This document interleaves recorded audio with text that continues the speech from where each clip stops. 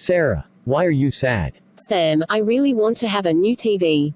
But there is nothing interesting alternative out there. And I want a bigger TV that takes less space. But I can't find one. So I'm sad. Don't worry, Sarah, I have a solution for your problem. Really? Yup. Well, technically LG has a solution for your problem. You are saying as if LG has some disappearing TV. Looks like they have something like that. I don't believe you. What do you think about a rollable TV? I think they are not coming anytime soon. It's for future. No, Sarah, LG just announced their first rollable TV. Oh wow. It is a 65-inch canvas with flexible OLED panel. So it rolls into its smaller box sitting at the bottom. And rolls out when you need it. This is quite interesting. Do you know what is more interesting? Its price.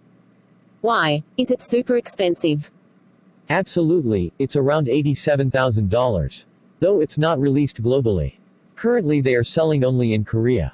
But whenever that global version arrives, I think it's gonna be a major hit. That's great, Sam. But apart from rolling, what features does it have? It also has 3 viewing formats. Full view, line view and zero view. Full view is when the OLED panel is rolled out to its full 65-inch scale. While line view gives you a little glimpse at a portion of the screen, peering out from its chonk stand. That will give you access to some of the TV apps designed for the cut-down view. Such as weather, time, and music. And zero view gets rid of the display completely while retaining control over music apps. LG also boasts auto low latency mode, which gives less than 1 millisecond response time. I think it's quite an interesting product. Though prices are far out of reach of most of the average consumers.